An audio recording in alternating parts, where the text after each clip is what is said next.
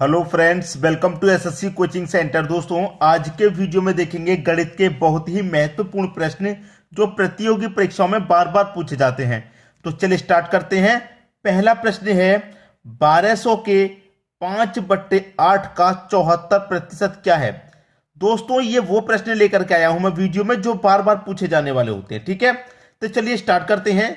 हम प्रश्न में दे रखा है कि 1200 का की के अगर दिया जाता है प्रश्न में तो उसका मतलब क्या होता है, गुना होता है। मैंने पहले बहुत बार बताया है, गुना हो गया इसका मतलब। फिर दे रखा 5/8 का मतलब क्या हो जाएगा, गुना। कह रहा है 74% क्या है, कितना 74, और प्रतिशत का मतलब क्या होता है आप बहुत अच्छे से जानते हैं, बटे में 100 होता है। ठीक है, अब देखिए सीधा सीधा कटेगा, 2 जीरो से सीधे सीधे यहां पर ये 2 जीरो कट जाएंगे, कोई दिक्कत नहीं किसी को भी। ठीक है, 4 से कटेगा 2 बार में और इस 4 से कटेगा 3 बार में, किसी को कोई प्रॉब्लम नहीं होगी। ठीक है, अब देखिए 2 से कटा दूंगा 74 को 37 बार में। अब बचा क्या, 3 गुने 5 गुने 37, यही तो बचा। 3 गुने 5 गुने 37, पहले हम 3 का गुना 5 से कर देंगे, 3 पच्चे 15 आ गया। अब 15 का गुना 37 से कर दो। ठीक है, 15 का गुना 37 से कर दो, 15 छिक्के 90, 15 सत्ते 105, 105 का 5 आएगा। देखिए 105 इस तरीके से लिखा जाता है।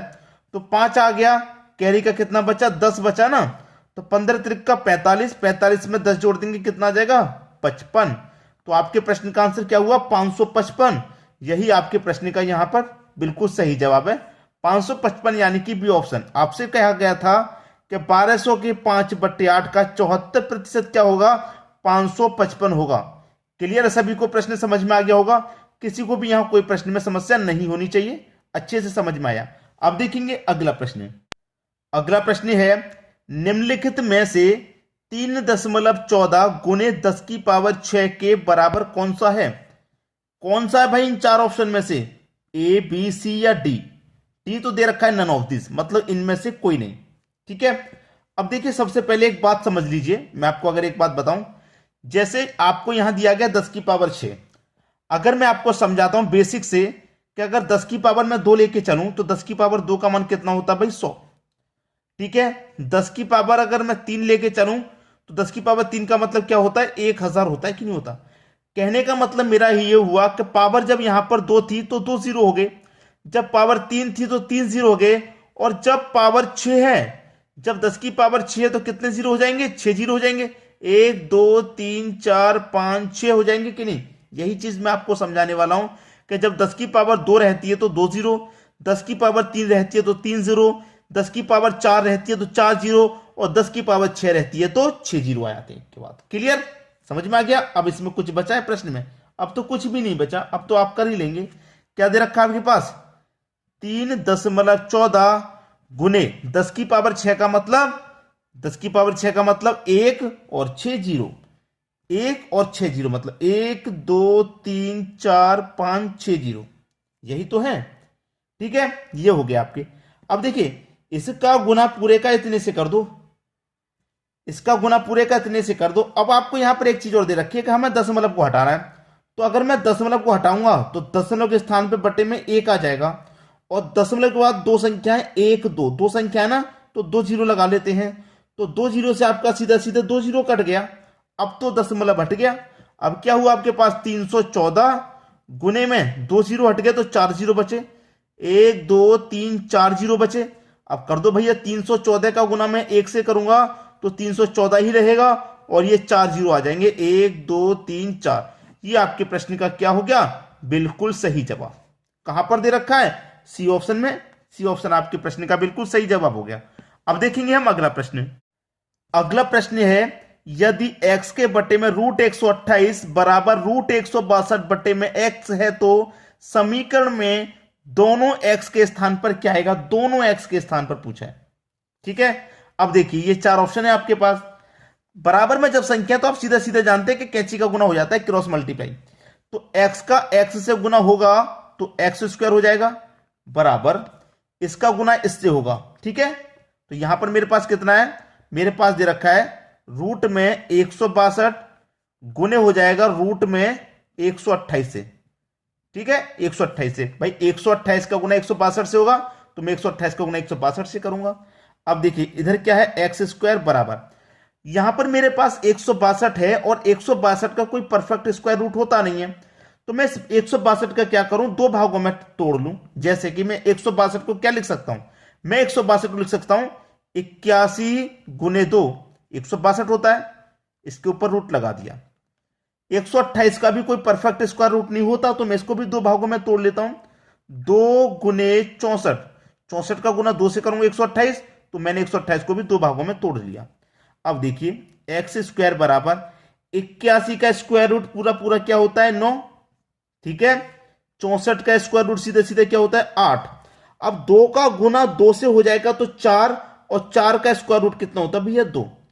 आपस में क्या कर देना, सबका गुना, ठीक है। अब 9 दुने का 18, 18 का गुना 8 से करूंगा, 18 का गुना 8 से करूंगा तो 144, ठीक है, 144 हो गया। तो एक्स स्क्वायर का मान कितना आया, 144। ये आपके प्रश्न का क्या हुआ, बिल्कुल सही जवाब। 144 कहां दे रखा है, सी ऑप्शन में। ये आपके प्रश्न का बिल्कुल सही जवाब हो जाएगा। अब देखेंगे हम अगला प्रश्न। अगला प्रश्न है, 18 आदमी एक जहाज के मॉडल को 7 दिनों में बनाते हैं, तो 15 आदमी इसे कितने दिनों में बनाएंगे। अच्छा प्रश्न है कि नहीं। कह रहा है कि 18 आदमी एक जहाज के मॉडल को 7 दिन में बनाते हैं, ठीक है। तो कह रहा है कि 15 आदमी उसी मॉडल को, मॉडल पता तो नहीं क्या है, तो एक्स मान लेते हैं, ठीक है।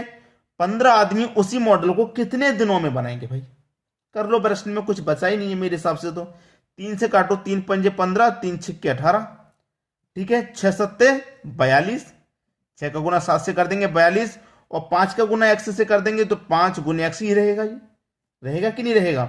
अब देखिए यहां पर क्या हो जाएगा, 42 बराबर एक्स, गुना वाली संख्या कहां जाती है, बटे में आ जाती है। अब मैं 5 से इसमें भाग दे दूंगा तो 5 अट्ठे 40, 2 बचेगा नहीं जाएगा तो 10.20 हो जाएगा, 5 चौकी 20। तो एक्स का मान कितना आया, एक्स का मान कितना आया, 8.4। ये आपके एक्स का मान आ गया। क्लियर है, बिल्कुल सही प्रश्न हो गया। 8.4 किस ऑप्शन में है, 8.4 सी ऑप्शन में। यह आपके प्रश्न का बिल्कुल सही जवाब। अब देखेंगे हम अगला प्रश्न। अगला प्रश्न है, निम्नलिखित समीकरण में प्रश्नवाचक चिन्ह के स्थान पर क्या आएगा। एक समीकरण आपको दे रखा है और प्रश्नवाचक चिन्ह दे रखे हैं दोनों जगह पे। इससे प्रश्नवाचक चिन्ह की जगह पे क्या आएगा, यही पूछा गया है आपसे। तो मैं अगर प्रश्न को ध्यान से देखूंगा तो यहां पर भी प्रश्नवाचक है, यहां पर भी प्रश्नवाचक है, तो मैं दोनों को कॉमन ले लूंगा, प्रश्नवाचक चिन्ह कॉमन आ जाएगा। यहां पर भी रूट में क्वेश्चन मार्क, यहां पर भी रूट में क्वेश्चन मार्क, तो रूट में क्वेश्चन मार्क कॉमन आ गया।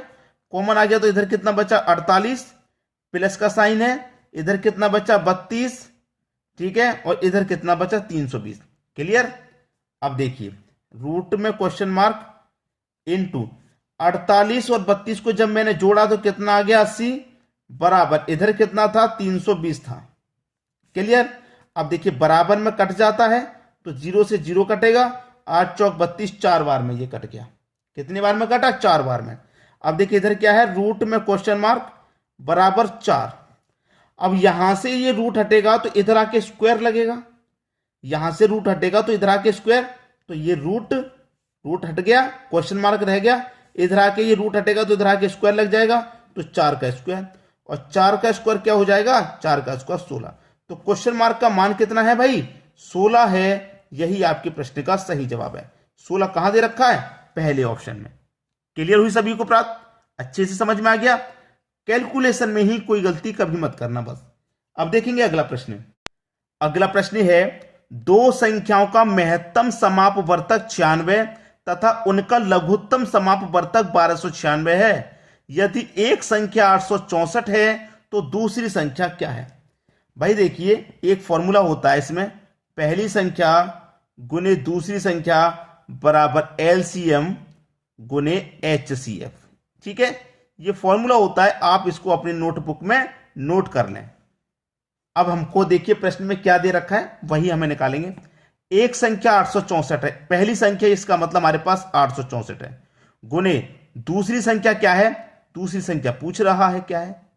एलसीएम कितना भाई, हमारे पास एलसीएम है 1296, ठीक है, गुने HCF है 96। बस काटा पीटी करनी है, आंसर तो आ गया। काटा पीटी करनी है, आंसर हमारा आ जाएगा। ठीक है, अब देखिए संख्याओं को मैं जब काटूंगा तो सीधा सीधा देखिए कितने से कौन सी संख्या कितनी बार कटेगी। 12 से कटा दूं, 12 अट्ठे 96, 12 से कटाऊंगा, ठीक है, 12 अट्ठे 96 हो गया। 12 से कटाऊंगा, 12 सत्ते 84, 2 बचेगा 24, 12 दूने का 24, ये कट गया। 12 से ये भी कटा 8 बार में, 12 से ये भी कटा। ठीक है, अब 8 से कटा दूं, 8 निम 72, 9 बार में गया। अब 9 से इसको कटा दूं मैं, 9 एक कम 9, 3 बचेगा 39, 9 चौक 36, 3 बचेगा 6 लगा देंगे 36, 9 चौक 36, 144 बार में कटा। तो दूसरी संख्या का जो मान है वो कितना निकल के आया है, 144। यही आपके प्रश्न का सही जवाब 144, जो कि डी ऑप्शन में दिया गया है। उम्मीद करूंगा सभी प्रश्न आपको आसानी से समझ में आ गए, किसी भी प्रश्न में आपको कोई समस्या नहीं होगी। ठीक है दोस्तों, वीडियो देखने के लिए आपका बहुत बहुत धन्यवाद।